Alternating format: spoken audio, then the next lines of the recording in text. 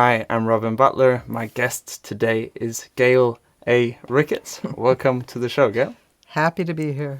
So, Gale, you are founder and CEO of Ready to Roll Transportation Inc. And I know you can't say the names of some of the celebrities that you drive around, but some of the top brands you work with are Dolce & Gabbana, Balenciaga, and Chopard. Huge fashion brands.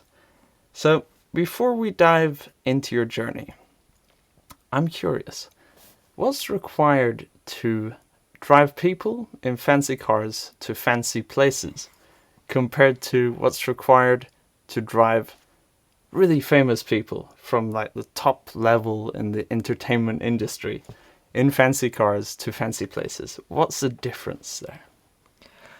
Well, I think the attention to detail in about any job, any career, any industry really sets you apart.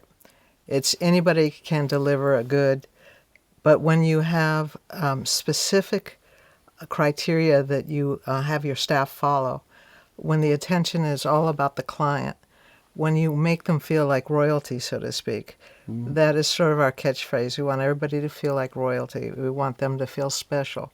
Anybody can have a car that's a brand new car. They can have a chauffeur that is trained. But it's a feeling that you give the client. It's really an experience you give them. That's what sets us apart. Not only from the chauffeurs, but how, when they call and make a reservation, that they have the feeling that they're known, that we care about them.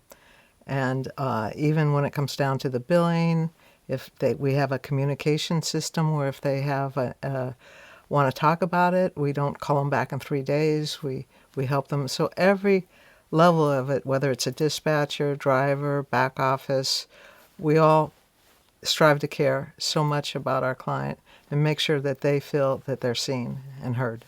Mm-hmm. Wow. So, moving on to your inner journey. When and how did that inner journey start?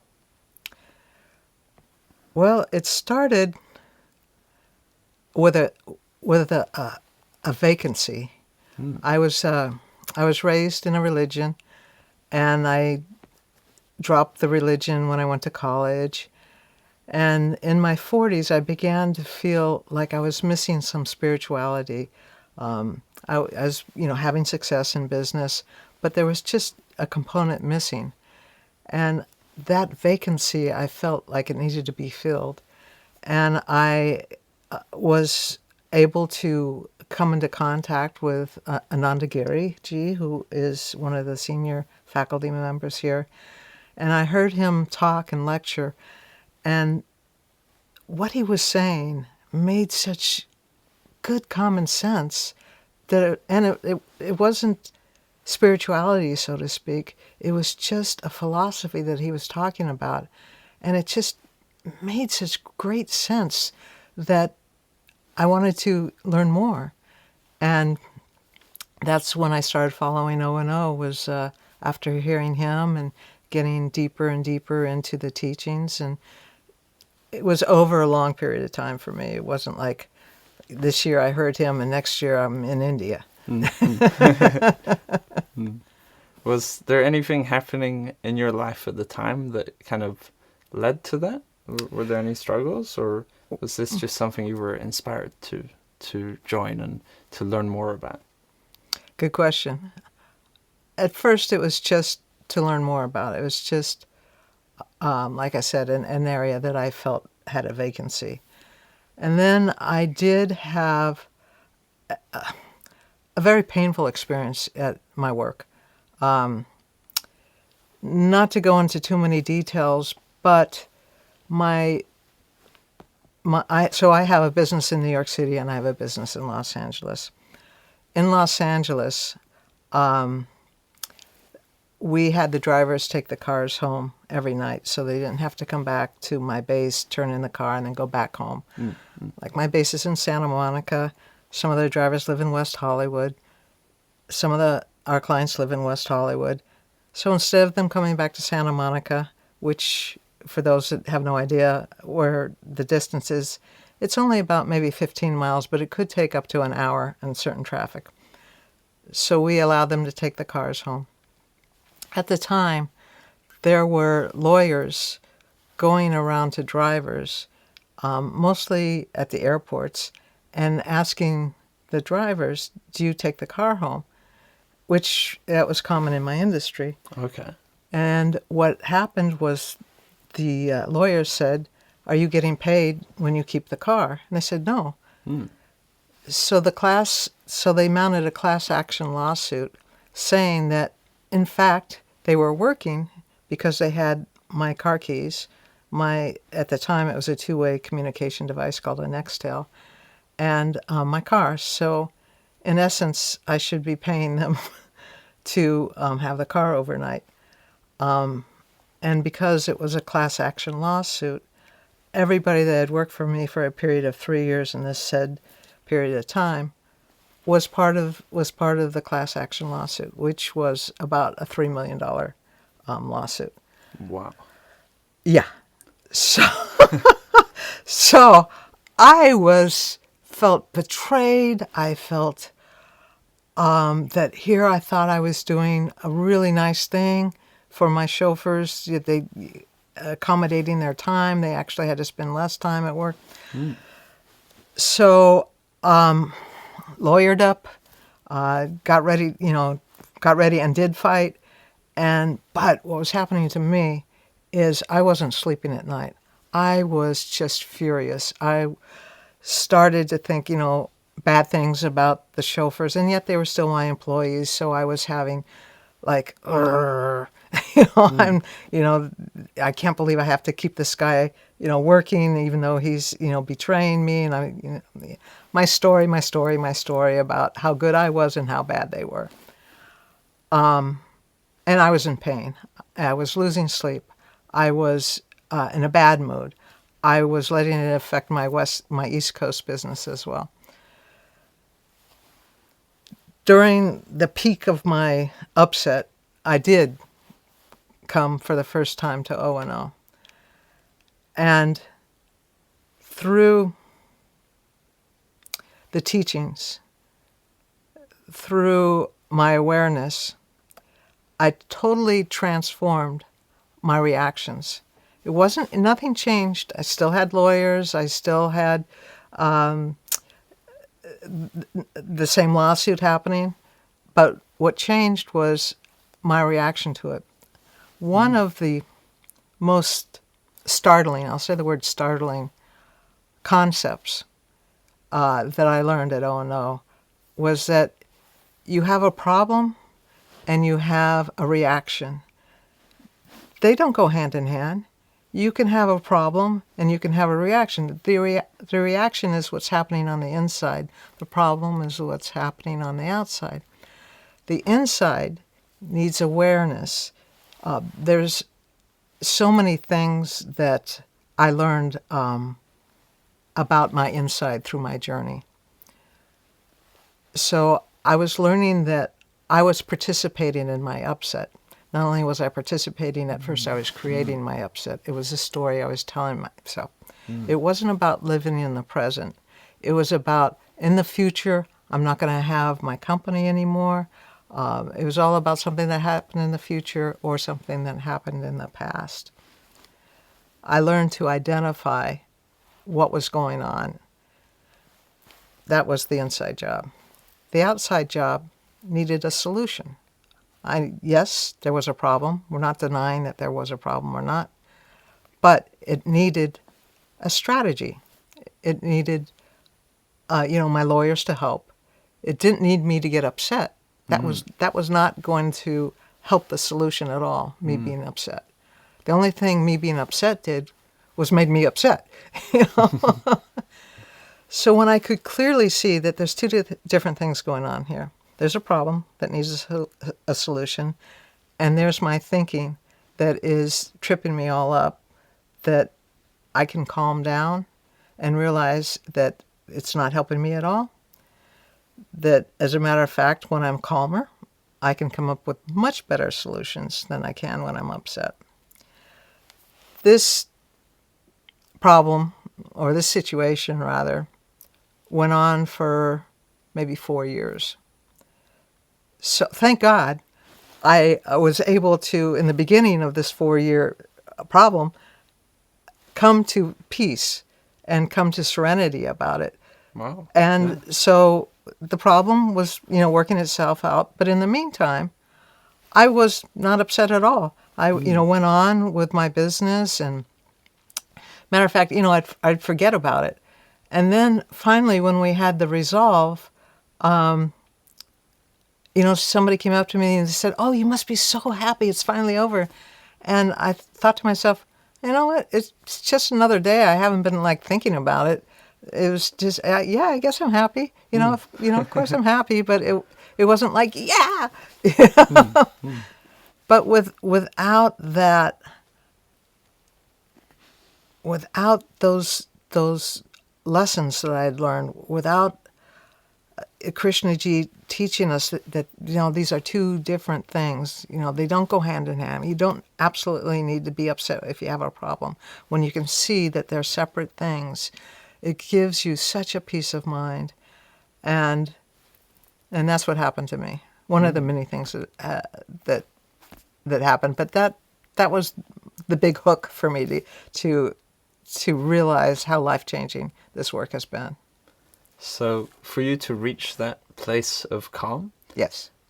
was it just the understanding that did it for you?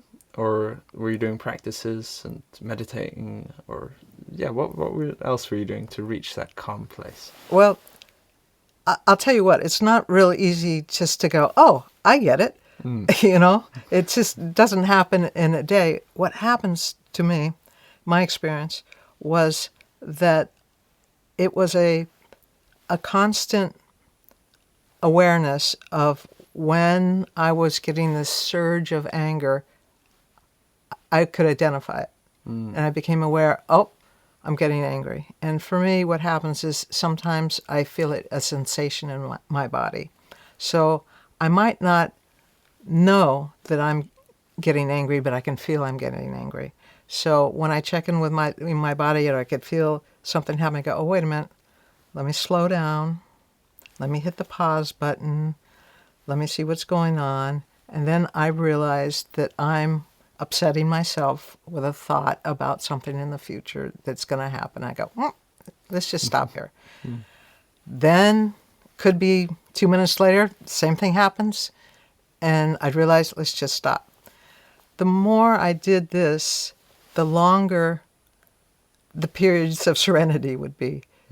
At first it was just, I'd be in reaction and reaction and reaction. Then I became aware, and I thought, well, wait a minute, I just became aware of this. Why am I still having this issue?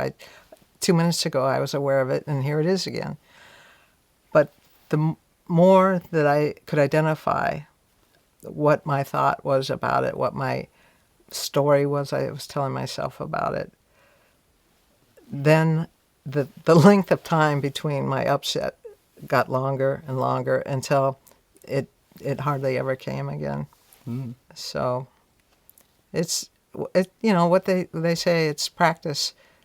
So when you practice identifying your feelings that are upsetting you, when you practice seeing that it's a projection, usually when we project something that is the most horrible thing that can ever happen. It's not like a tiny thing. It's just like, oh my God, and then I'm going to go out of business, and then I'm going to have no friends, and then I'm going to die.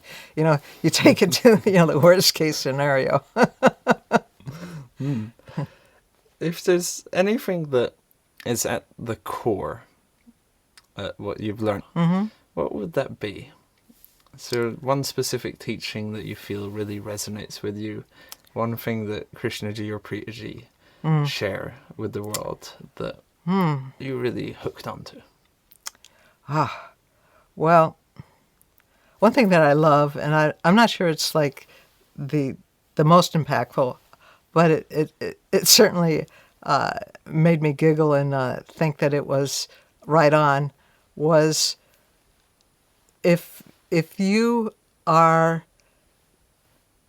if you are suffering, and suffering is if you're having a problem and you're like blaming somebody else for it, or of course we all like to blame somebody. If we're having a problem, it's got to be because of somebody else. It can't be anything but you did this to me.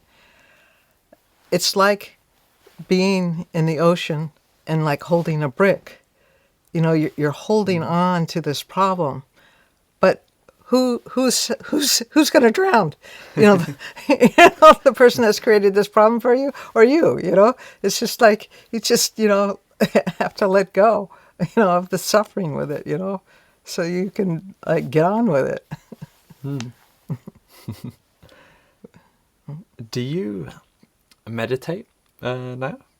Is that Yeah, become a regular practice for you? What meditations do you do? How long do you meditate? And, what does that give to you? Well, I do meditate every day. I mostly do it in the morning. It's part of my morning routine.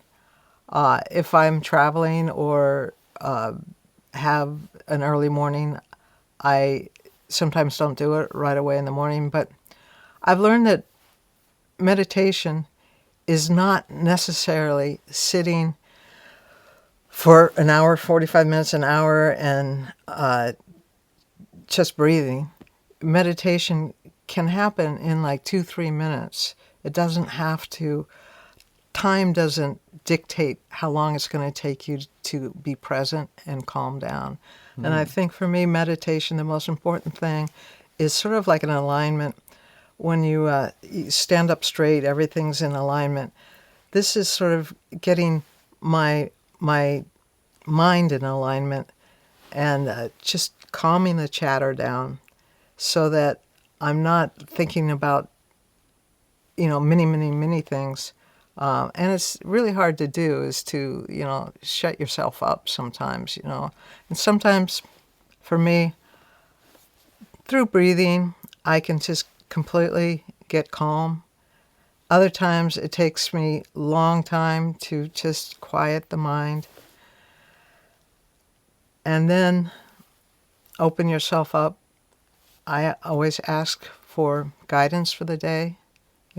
Please allow me to access my higher power to guide me through the day, to help me make right decisions, to help me be intelligent through the day, to help me have compassion for people, to help me let them feel that I care about them. So, you mentioned that you were brought up religiously. Yeah. Moving into this work, was that like an issue for you with religion? Do you feel this went against religion? How did that kind of all fit together for you? Well, I was raised as a Christian Scientist. I don't know if you know anything about that religion. Not really, no. Well, I think this might be true with any religion. You think your religion when you grow up is the only religion there is, and everybody else's, their religion isn't as good as your religion, That it's just like, this is the way it is, and those poor people don't know, how it should be.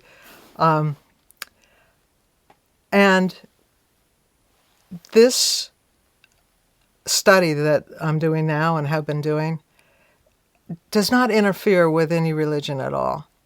And I stopped practicing that religion when I went to college. But there's absolutely no conflict that because what we're studying here is more of a philosophy, a way of thinking. Like I said before, there's so much common sense that you can't argue with you can't argue with the truth. You can try and twist it and make it seem like it's something else, but truth is the truth. So I would say that I have friends that I've encouraged to come who are religious, and they say, no, I've got my religion, but this has nothing to do with religion. Have friends and, I don't know, family who might know about this inner journey that you're taking. possibly colleagues Mm-hmm.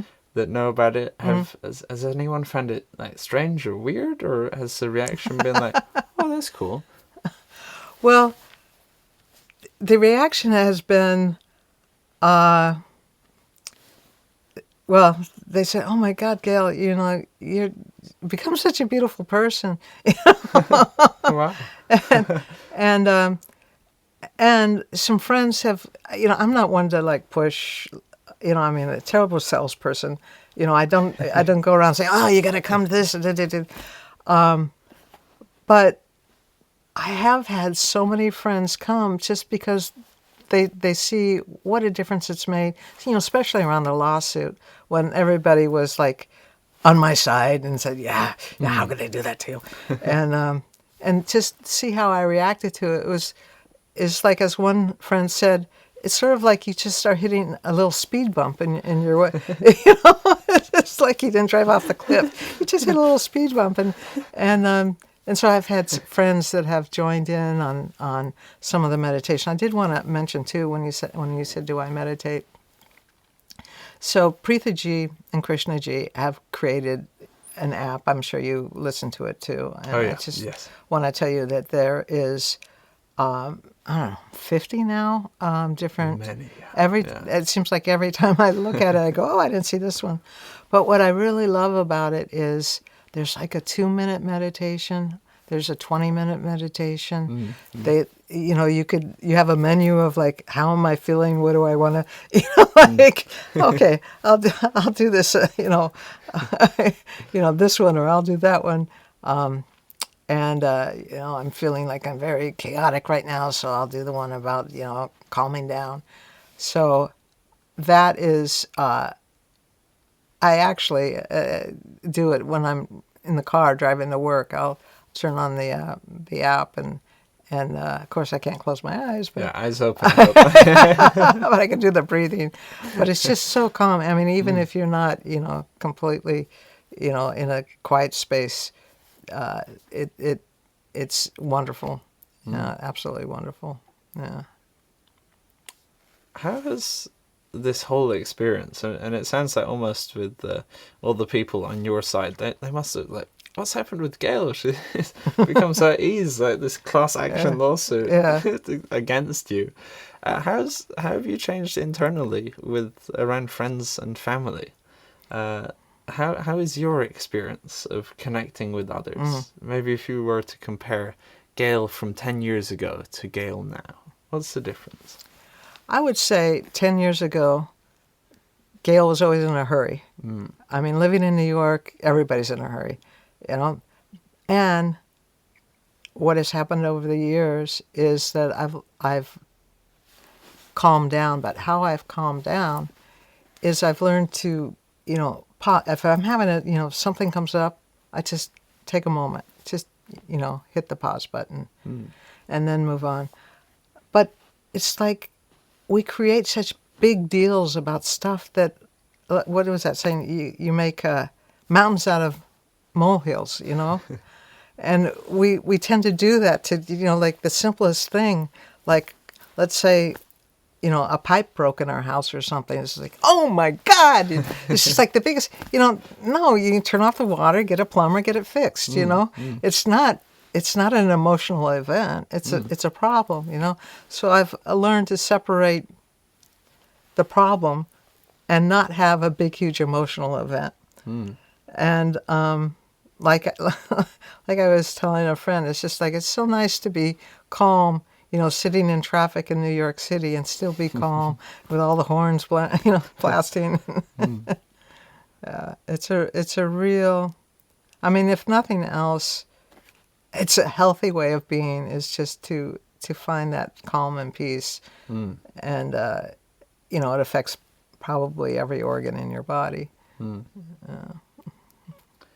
That's really, really amazing, Gale.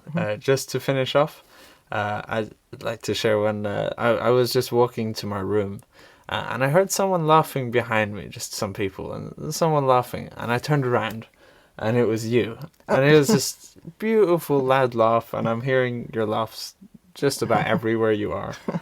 So I've really, really enjoyed this interview. Thank you for coming on the show, and thank you for sharing your laughter everywhere where you are. Thanks, Robin. Thank you, Gale. Okay, it's been wonderful.